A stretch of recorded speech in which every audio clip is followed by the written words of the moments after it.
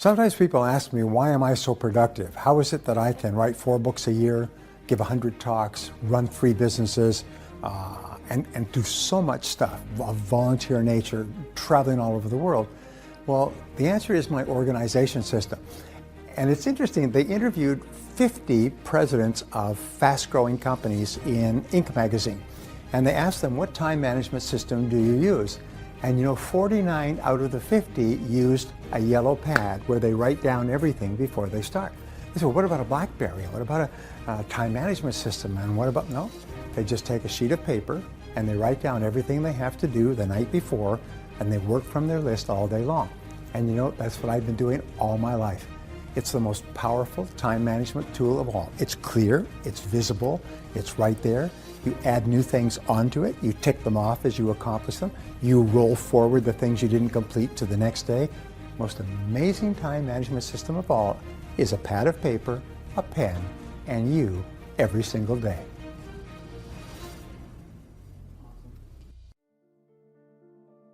Now, there are 2 major sources of value in the world of work today. The first is time, and the second is knowledge. Today, time is the currency of modern business. The most important measure of time is duration, or speed. The most important quality that you can develop with regard to time is a sense of urgency.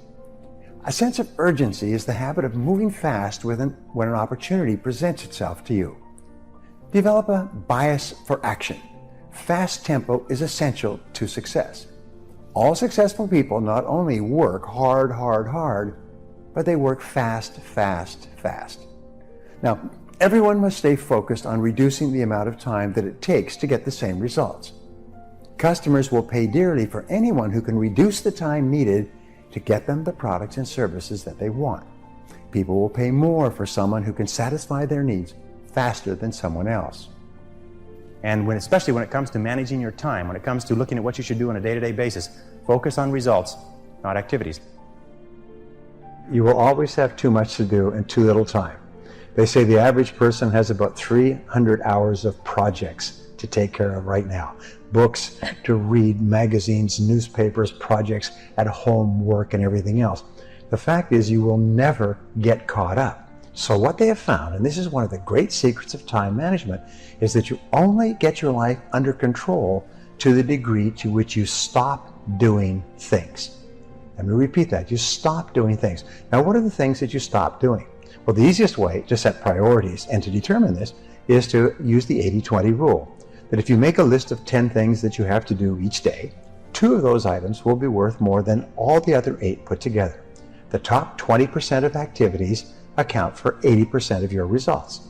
So you have to say to yourself, what are the 1 or 2 things on this list that are more important than anything else? And of all of these things, if I could only do 1 thing before I was called out of town for a month, which 1 thing would I be sure to get done today?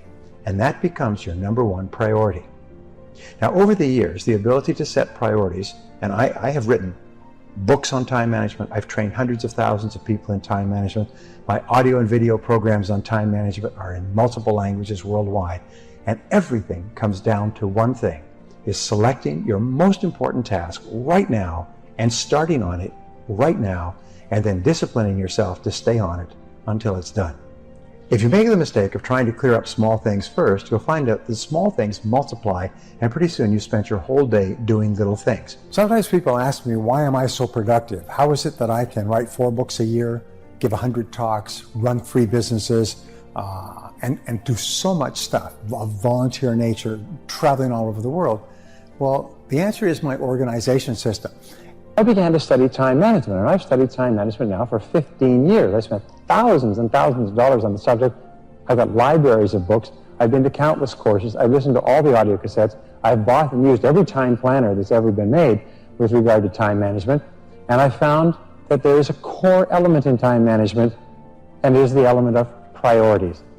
I think that the ability to focus and concentration are the 2 keys to success in life. That the ability to focus clearly and know exactly what it is you want to accomplish, and the ability to concentrate single-mindedly on accomplishing that 1 thing without diversion or distraction are the keys to success. It's the number 1 key to effectiveness, is to be able to sit down and look at your work and use the 80-20 rule. Say to yourself, Which is the 20% of the number of things that I have to do that account for 80% of the value of my work? And always work on the top 20%. You see, in life, there's never enough time to do everything, but there's always enough time to do the important things. Instead of doing what is fun and easy, which is what most people do, you know what they do? They make a list of everything they have to do, and then they start at the bottom of the list and they work on the irrelevant things. At the end of the day, they haven't got anything done.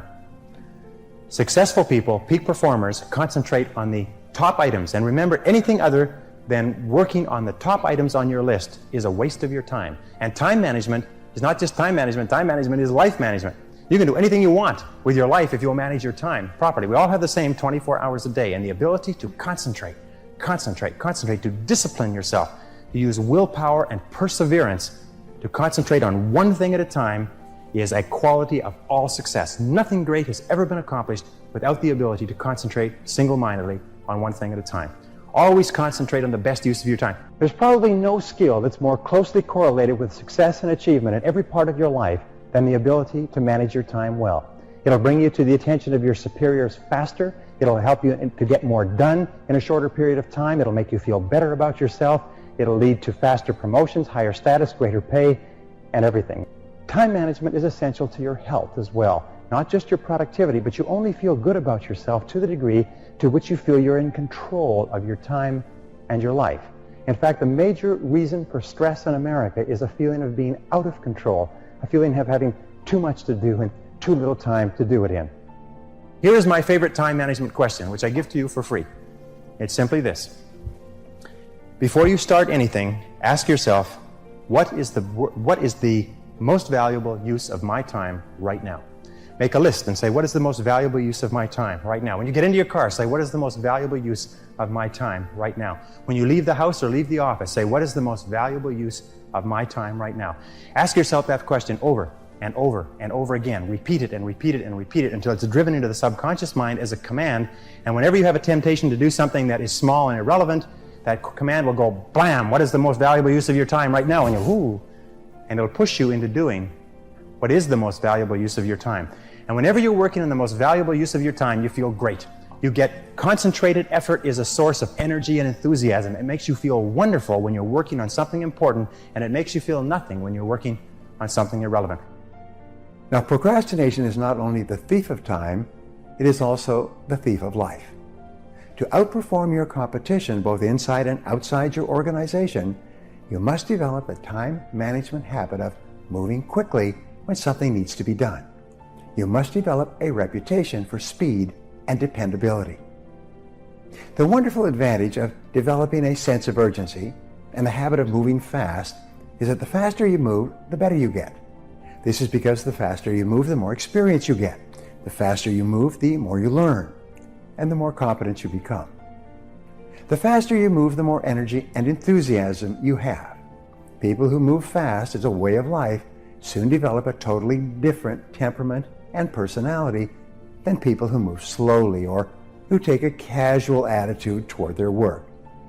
My friend Jim Rohn used to say, casualness brings casualties. In its simplest terms, successful people are more productive than unsuccessful people. Successful people have better habits. They dream bigger dreams. They work from written goals. They stay focused on what they need to get done. They do what they love to do, and they concentrate on getting better and better at it. They use their natural abilities to the fullest. They're continually generating ideas to solve problems and to achieve company goals. They focus on using every minute of their time to get maximum results. Develop a sense of urgency. A sense of urgency is a quality that is possessed by only 2% of the population. 2% of the population do things fast. 2% of the population have a bias for action. In Tom Peters' wonderful book, In Search of Excellence, he says that all the excellent companies have a bias for action. And all of the companies that do not classify or do not come into the excellence category do things when they get around to it. You call them up and you have a problem or a complaint. You hear from them 3 or 4 weeks later.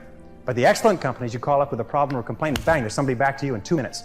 If you ever want an experience, call IBM, call Hewlett-Packard, and say, I'm having a problem getting some information. I'm having a problem with my PC. They won't let you off the phone until they've taken care of you. You call the other companies, they'll say, it's not my job. They say, the guy who takes care of that isn't here. When will he be back? I don't know. Can you take a message? I don't have a pencil. You know, you've spoken to those people? And then they can't understand why they're struggling. You know that 20% of the companies make 80% of the profits in every industry? Interestingly enough. So develop a sense of urgency. Get the reputation as the person who does things fast. Develop a reputation for speed and dependability, and your future will just open up in front of you. Imagine if you owned a company and you had two people in the company, and both of them were reasonably well talented, both of them were doing reasonably well, except one person had a sense of urgency and did things fast. And every time you give them something to do, they took it and they ran with it like a ball player catching a fumble and running for the goal line. The other person got to it after lunch, or maybe next Monday, or no rush, week's almost over, Thursday afternoon, and so on. Which one would you give additional responsibility to? Which one would you promote? Which one would you spend money training? Which one would you send to places where you needed help? It's always the person with a sense of urgency. I can tell you this, that the sense of urgency for me has been worth hundreds of thousands of dollars. As a consultant, I have been able to save my clients sometimes millions of dollars by acting fast when they've given me a project to take care of, whereas if I had acted even a day later, it could have cost a fortune. And if you'll develop that habit of working fast, that sense of urgency, act now, do it now, do it now, do it now. In selling especially. Somebody calls you up and has a question, get back to them now. Somebody has a problem, get back to them now. Somebody needs something, move on it quickly. If you have to forego coffee breaks or lunch or something else, move fast. If you develop that reputation for speed, it will be worth a fortune to you. Takes a little while, but it's a habit. Most people just sort of shuffle through life. You know, they get to it when they feel like it. But all the excellent people, all the high performers have a sense of urgency. I want to give you 4 time management tips for work-life balance. Now, time management behaviors are very much a matter of choice. You choose to be efficient or you choose to be disorganized.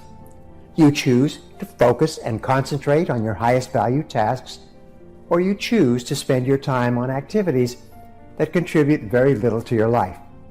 You choose to be positive or you choose to be negative, and you're always free to choose. Now, the starting point of overcoming your previous programming and eliminating the mental blocks to time management is for you to make a clear, unequivocal decision to become excellent at the way you use your time. You must decide right here and now that you are going to become an expert in time management to improve the quality of your life. Your aim should be to manage your time so well that people look up to you and use you as a role model for their own work habits. There are 4 time management methods that you can use to program yourself for peak performance to improve your work-life balance. Here they are. The first of these methods for programming your subconscious mind is positive self-talk, or the use of positive affirmations. These are commands that you pass from your conscious mind to your subconscious mind. Positive affirmations are statements that you say either out loud or you say to yourself, but with the same emotion and enthusiasm that drives the words into your subconscious mind as new operating instructions. So to improve your time management, you can continually repeat positive affirmations such as, I have beautiful work-life balance, or I concentrate easily on my highest payoff tasks. My favorite time management affirmation is, I use my time well. I use my time well. I use my time well. And I repeat this to myself over and over again. When you repeat positive affirmations over and over, they're eventually accepted by your subconscious mind as part of your new programming. You will then find that your external behaviors will start to reflect your internal programming to improve your work-life balance and quality of life. Now, the second technique that you can use to program your subconscious mind is through visualization. Mental pictures most immediately influence your subconscious mind. In self-image psychology, the person you see is the person you will be through positive affirmations and clear mental pictures. So begin to see yourself as well organized and efficient and effective in time management. Recall and recreate memories and pictures of yourself when you were performing at your best, when you felt very efficient and effective and in control. Think of a time when you were working efficiently and effectively and getting through an enormous amount of work. Play this picture over and over of yourself in the screen of your subconscious mind until your subconscious mind accepts this as your reality. Now, the third time management technique is simple. Sit or lie in a quiet place where you can be completely alone in the silence. Through positive affirmations, imagine yourself going through an important upcoming experience, such as a meeting or a presentation, or a negotiation, or even a date that would improve the quality of your life. As you sit or lie completely relaxed, create a picture of the coming event and see it unfolding perfectly in every respect, like a movie of your mind. See yourself as calm and positive and in complete control. See the other people doing and saying exactly what you would want them to do if the situation was perfect. The fourth mental technique will change the quality of your life through experience of time management. Imagine that you have been selected for a role in a movie or stage play. In this role, you are to act the part of a person who's extremely well organized in every respect. As you go through your daily life, imagine you are an actor who is playing this part, who is already very good at time management. Act as if you are already using your time efficiently and well. Pretend that you are an expert in personal efficiency and time management. Fake it until you make it. When you pretend that you are excellent in time management, eventually the action, which is under your direct control, will develop the mindset or the belief in your subconscious mind. In other words, you can act yourself into feeling and believing yourself to be excellent in time management.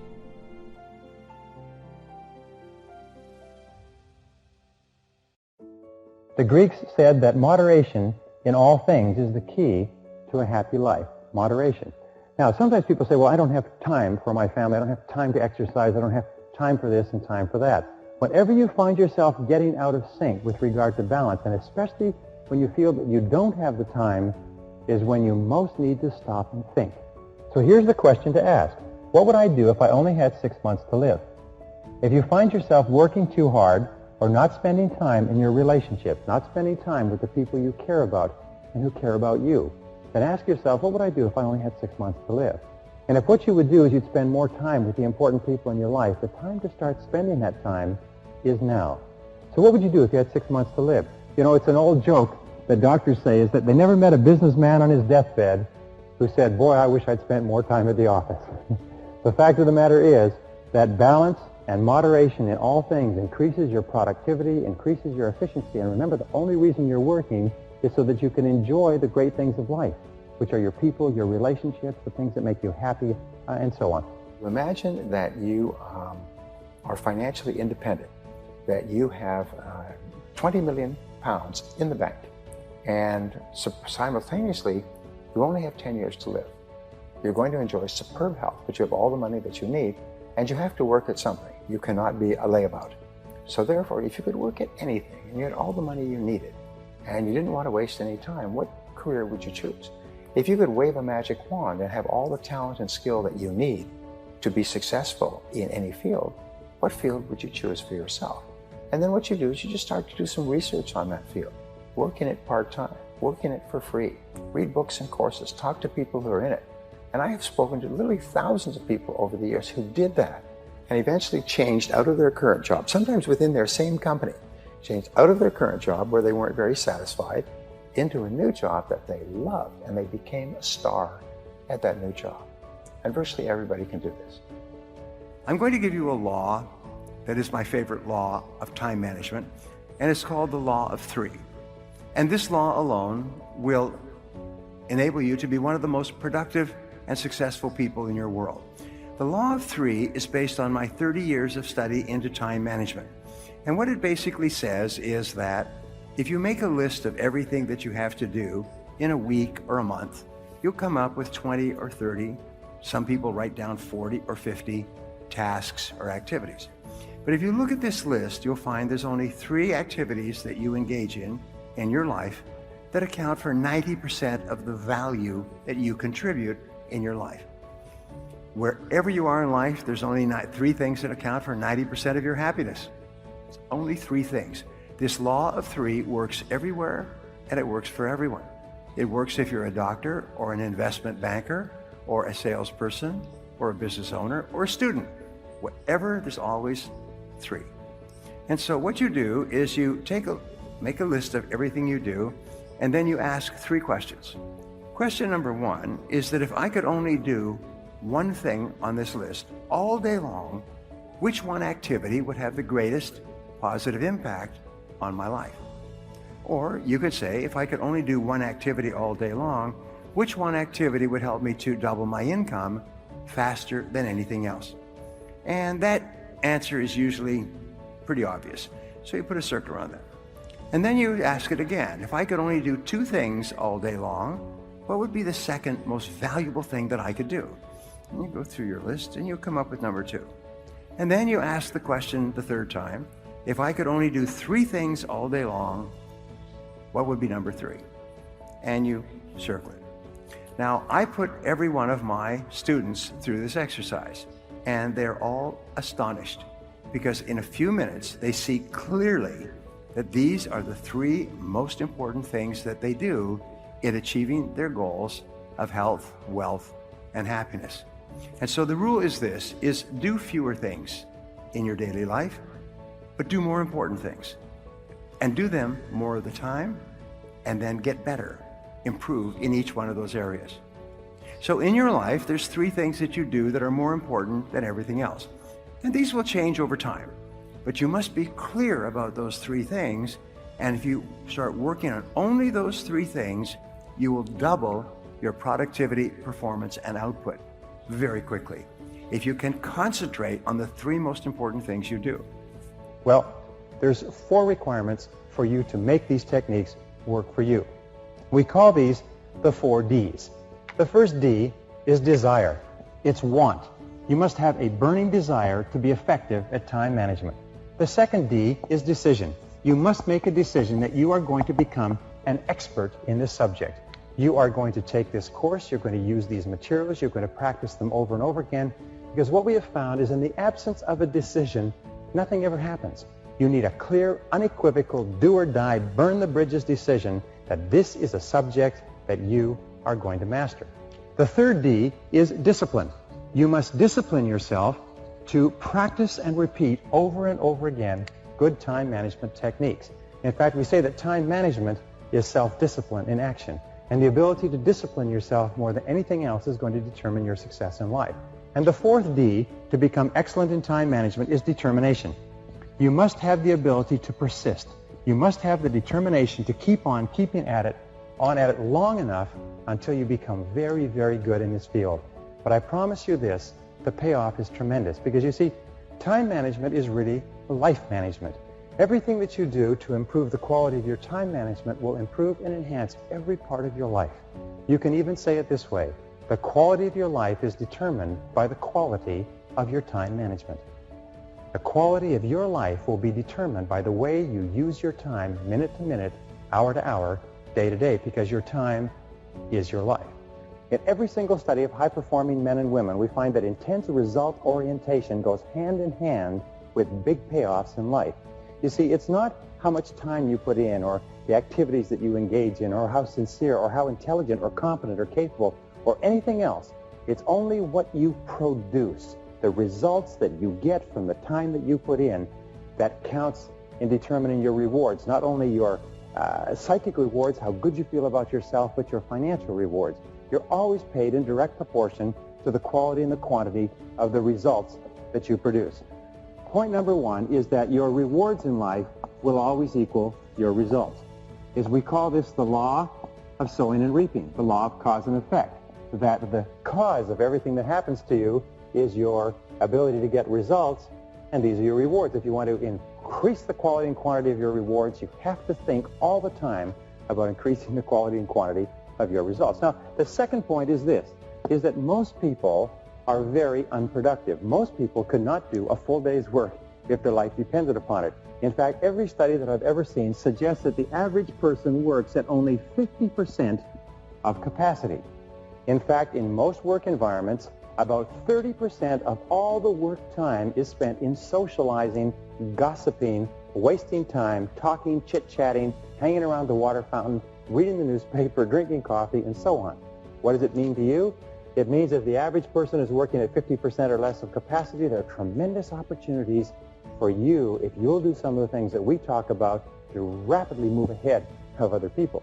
The starting point of getting things done is the quality of neatness. The quality of neatness means that you start with a clean desk and you end with a clean desk. You start with a clean briefcase and you end with a clean briefcase. You take the time to make sure that your entire working environment looks neat and professional and productive and effective. Remember this, it's not just what you do, but it's the perception of other people of what you do that counts. I read a story by a self-made millionaire who said that he built 5 successful companies, and one of their critical rules was that every single person kept a clean desk. Now, the fourth key in getting things done is the importance of focus. Focus, which leads to clarity. Now, we talk about this over and over again. Focus means that you're absolutely clear about what you're trying to accomplish. Focus means that you're absolutely clear about your key result areas and why you're on the payroll. We say that fuzzy focus leads to fuzzy results. Clear focus leads to clear results. And this means that you take the time to think. You take the time to think through, why am I on the payroll? What have I been hired to accomplish? What are my key result areas? What are my core functions? What are the 20% of the things that I do that account for 80% of my results? And so on. So the starting point in getting things done is focus and clarity. I call this it's like adjusting the camera all the time. So you keep your focus very, very clear. Well, the next key principle is concentration.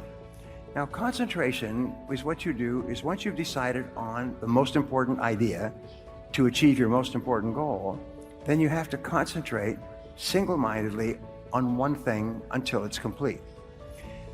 Bill Gates and Warren Buffett, the richest man in the world and the third richest man, were at a dinner party at Bill Gates' home last year. And there were about 100 guests, and they were standing around at the reception, drinking wine and so on. And these 3 men, Bill Gates, Warren Buffett, and Bill Gates' father, are good friends. And so they were standing, talking, and one of the other guests came up and said, "Excuse me, gentlemen, you are 3 of the most important people in the world. What would you say is the most important key to success today?" And they stopped talking, and they all turned, and they said, "Focus. Focus is the most important quality for success today." We're so surrounded by so many distractions of so many kinds that the ability to focus is more important for success than any other quality. Now, I developed a philosophy when I was young and broke.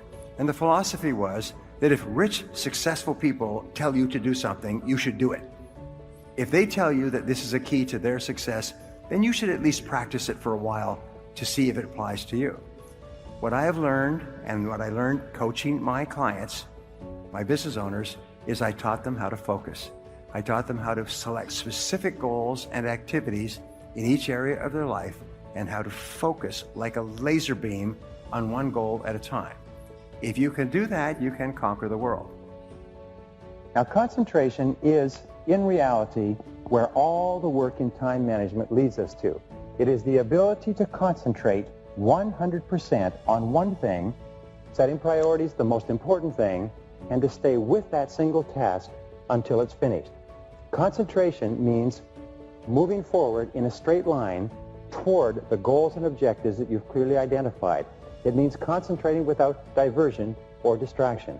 Focus and concentration. I believe in 25 years of research that the reasons for success and happiness in life are focus and concentration. The reasons for lack of success and unhappiness are lack of focus, lack of concentration.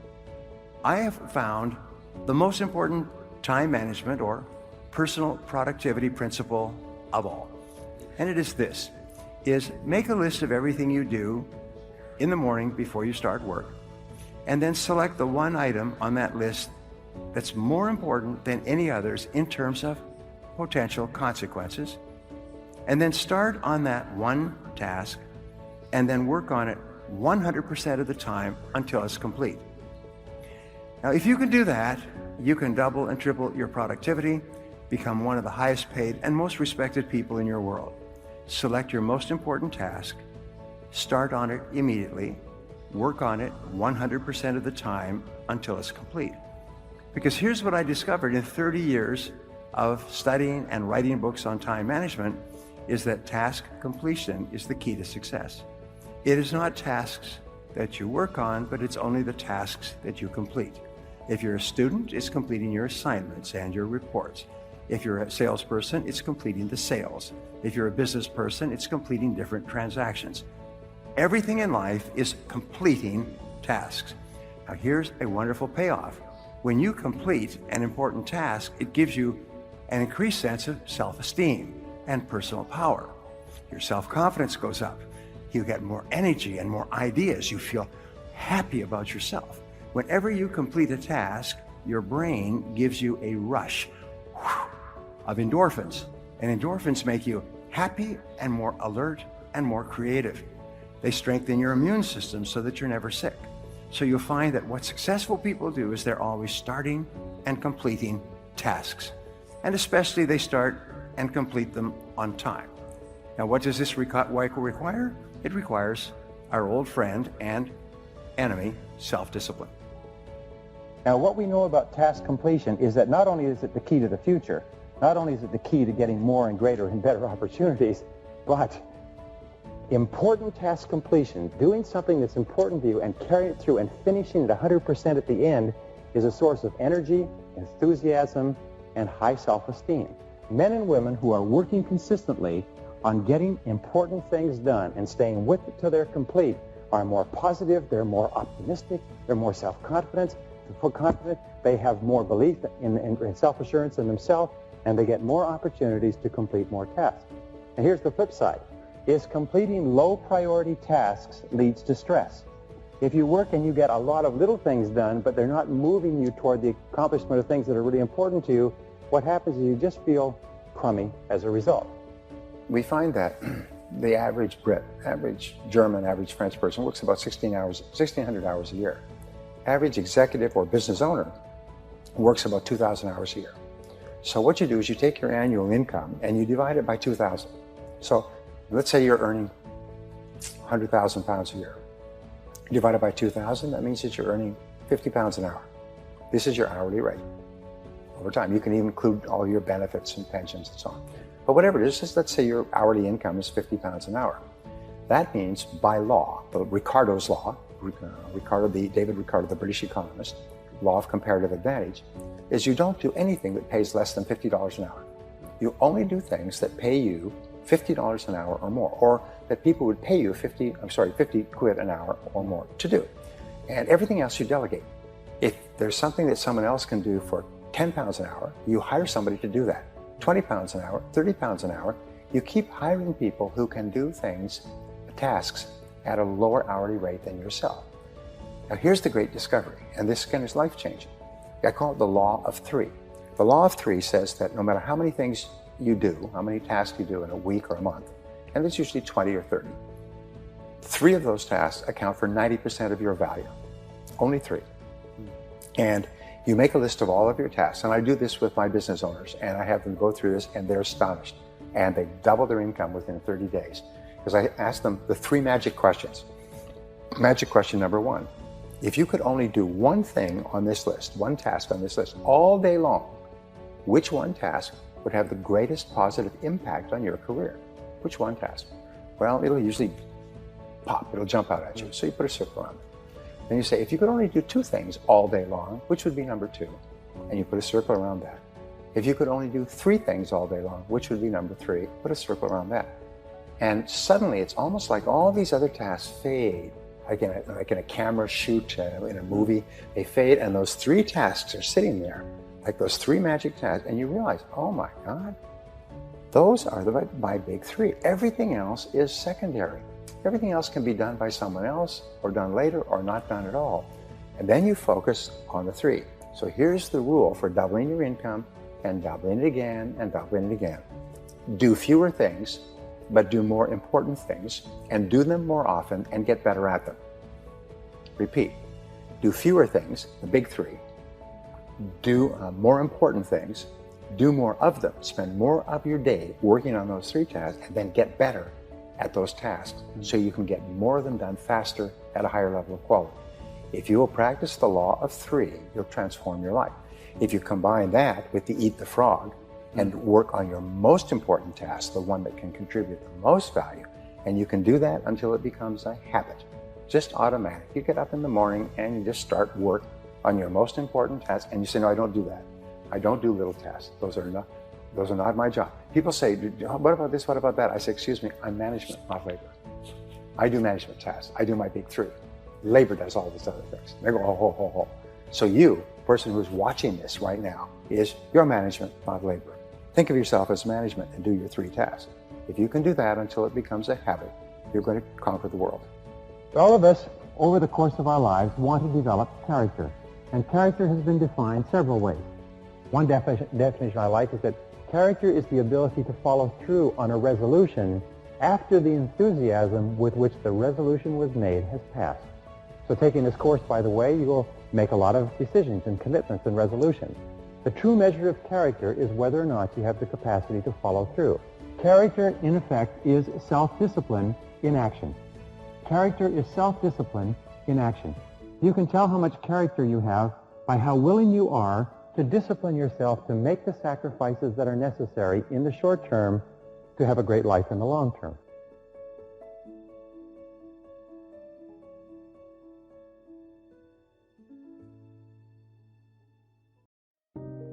Many years ago, I began to study the subject of time management because I thought it was a very helpful subject, and I was amazed at how much there was in time management.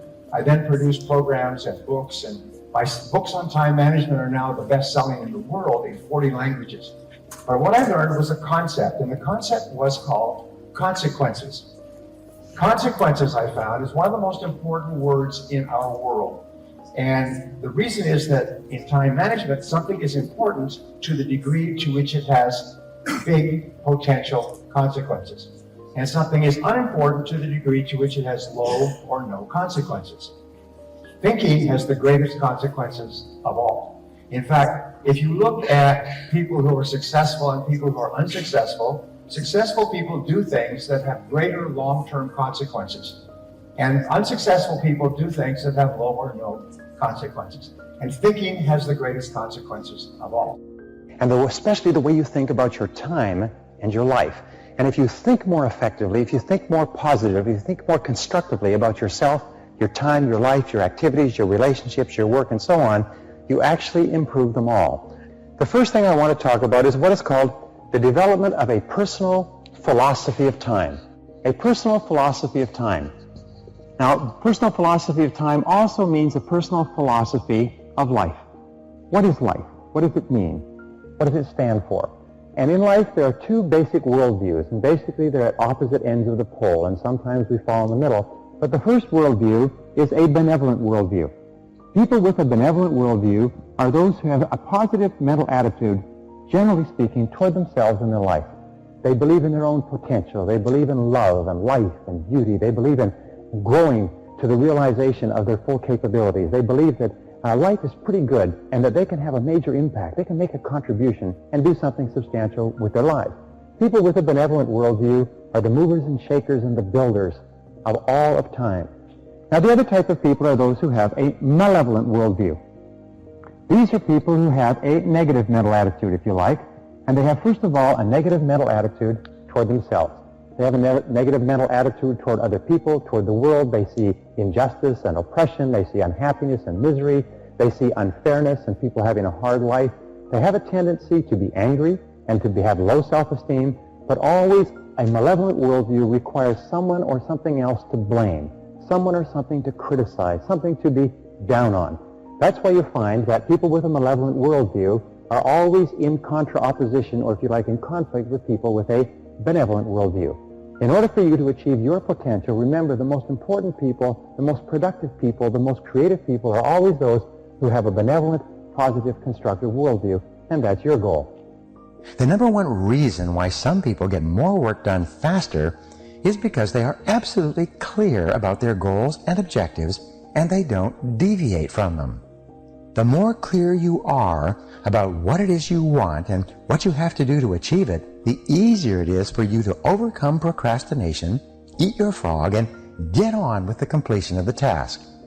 A major reason for procrastination and lack of motivation is vagueness, confusion, and fuzzy-mindedness about what you are supposed to do and in what order and for what reason. You must avoid this common condition with all your strength by striving for ever greater clarity in everything you do.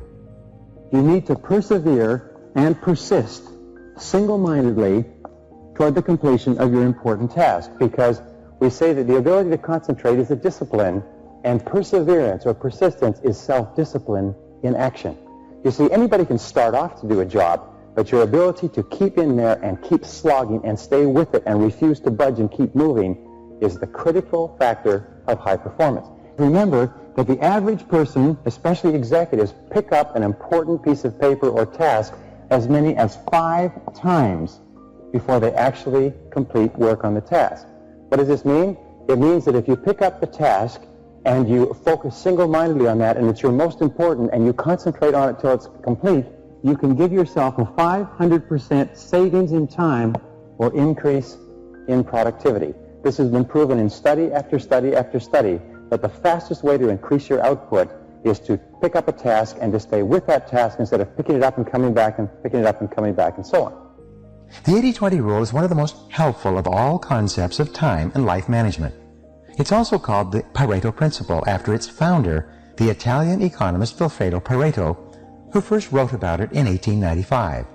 Pareto noticed that people in his society seemed to divide naturally into what he called the vital few, the top 20% in terms of money and influence, and the trivial many, the bottom 80%. He later discovered that virtually all economic activity was subject to this Pareto principle as well. For example, this rule says that 20% of your activities will account for 80% of your results. 20% of your customers will account for 80% of your sales.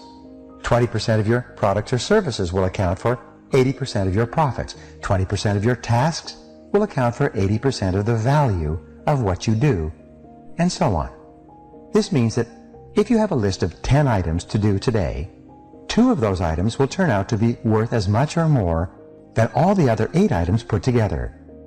The law of comparative advantage is an economic law that says that you should always hire or pay someone else to do something that can be done if they can be paid a lower hourly rate than the rate that you desire. For instance, if your goal is to earn $25 an hour and it costs $6 an hour to mow your lawn or wash your car, you should always hire someone to do that. You should always pay someone else at a lower hourly rate so that you can free up your time to perform higher value activities. All of companies and organizations are designed around this. The individual starts off doing everything, and then as the company becomes busier and more successful, what the individual does is they hire people to do lower value activities so you can spend more time doing higher value activities. Don't ever do $5 an hour work if you want to earn $25 an hour. Don't ever work on low value activities if you want to earn the results that come from completing high value activities. Remember, time is the one irreplaceable, indispensable resource of accomplishment. Is that all accomplishment, all achievement requires time. And if you use it on something of low value, it's gone forever, it's perishable, and you don't have it to work on things that are really important to you. Here's an interesting discovery.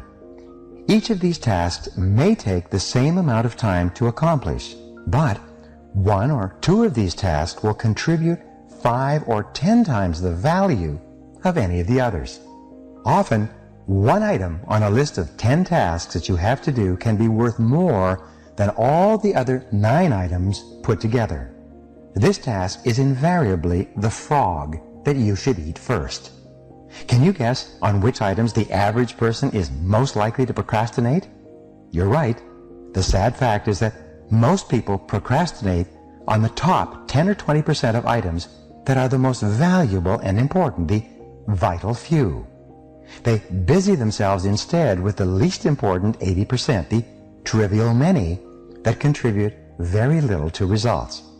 You often see people who appear to be busy all day long but seem to accomplish very little. This is almost always because they are working on tasks that are of low value, while they procrastinate on the 1 or 2 activities that could make a real difference to their companies and to their careers. The most valuable tasks you can do each day are often the hardest and most complex. But the payoff and rewards for completing these tasks efficiently can be tremendous.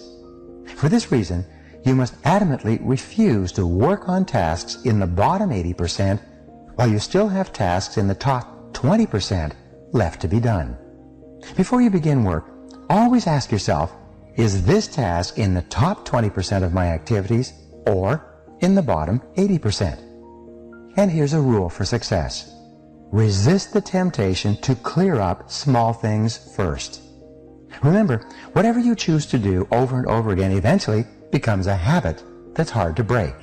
If you choose to start your day on low-value tasks, you will soon develop the habit of always starting and working on low-value tasks. This is not the kind of habit you want to develop or keep. You need to look at everything that you're expected to do based on your hourly rate. If your desired hourly rate is $10 or $20 or $30 or $40 or $50 an hour, then you ask yourself, is what I am doing now paying my hourly rate? Is what I'm doing now worth my hourly rate?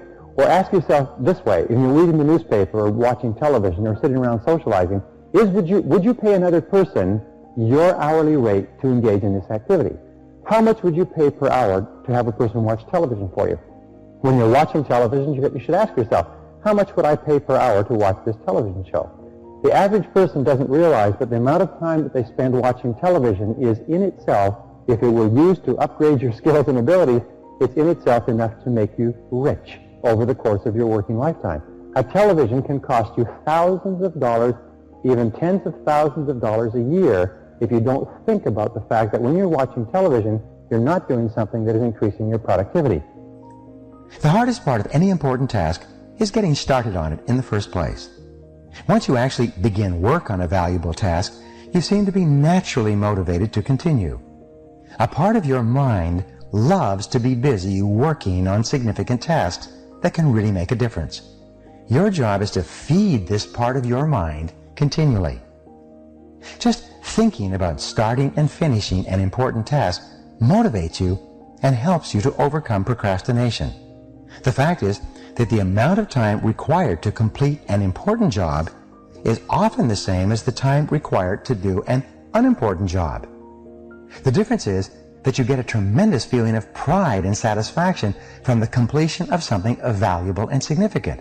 However, when you complete a low-value task, using the same amount of time and energy, you get little or no satisfaction at all. Time management is really life management, personal management. It's really taking control of the sequence of events. Time management is control over what you do next. And you are always free to choose the task that you will do next. Your ability to choose between the important and the unimportant is the key determinant of your success in life and work. Effective, productive people discipline themselves to start on the most important task that is before them. They force themselves to eat that frog, whatever it is. They accomplish vastly more than the average person and are much happier as a result. This should be your way of working as well. Time management is a lifelong skill. It's a lifelong commitment. It's not something that you learn and that you put aside.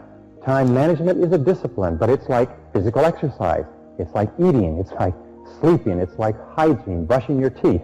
You have to work on it continuously. Every single day you have to get up and you have to think consciously about how you're going to manage your time, how you're going to use it today. Remember, time is life. So you have to think continually about how you're going to use your life more effectively. A key part of time management is to take the short view, which means to measure out your time in minutes. We find the most productive people in our society, the most important, the most prominent, are those who are the most fastidious about their time management. They measure out their time in 10-minute chunks like accountants and lawyers and doctors, whereas unsuccessful people measure out their times in half days and full days and weeks. So take the short view. Be fastidious about your time. Following that is know where your time goes. Know where your time goes. Take the time to think. Know where your time goes so that you can ask yourself if this is how you want to spend your time. Analyze it. Keep a list of how you spend your time. Look and ask yourself all the time, is this consistent with what I want to do and what I want to accomplish? Just say no if a particular activity does not contribute to the highest value use of your time. Just say no if something is not helping you. Use the techniques of delay in order to gain time to think about whether or not you want to do something. One of the best techniques I've ever used and discovered is what is called the 24-hour technique. No matter what anybody wants you to do, ask for 24 hours to think about it. Think about it overnight. Think about it over the weekend. Think about how you're going to say no, and just say no to anything that does not contribute to accomplishing things that are important to you. Dr. Edward Banfield of Harvard University studied success for years and years in this context. He said, what are the characteristics of people that cause them to move up socioeconomically in the course of their lifetime? What are the predictors of upward social evolution? And what he found out was that long-time perspective was the critical factor, that this is an attitude. And people with long-time perspective, as we mentioned briefly before, are those who take a look at where they are now and where they want to be in 20 years. And they make sure that everything that they're doing today is going to help them in the long term. They are willing to work hard today knowing that the payoff will come much, much later. And as you go up socioeconomically, you find that people's time perspective stretches out further and further. So develop the long view. Now, when we say developing the long view, we mean that people with the long view are willing to sacrifice in the short term for benefits in the long term. They're willing to study and prepare and plan and work. They're willing to practice the law of accumulation, which says that every great achievement is an accumulation of hundreds and thousands of efforts that a person puts in that nobody ever sees, but a person is willing to do it, realizing that the payoff will be tremendous. Taking a time management course or program and learning these things is an investment of time with a payoff that can last for a long time. Now, the third key, which comes out of the long view, is the ability to delay gratification. Economists agree that the number one reason why people or even economies fail is because of the inability to delay gratification. They want to spend all of their time, all of their money now. They want to have fun and do what is fun and easy rather than what is hard and necessary.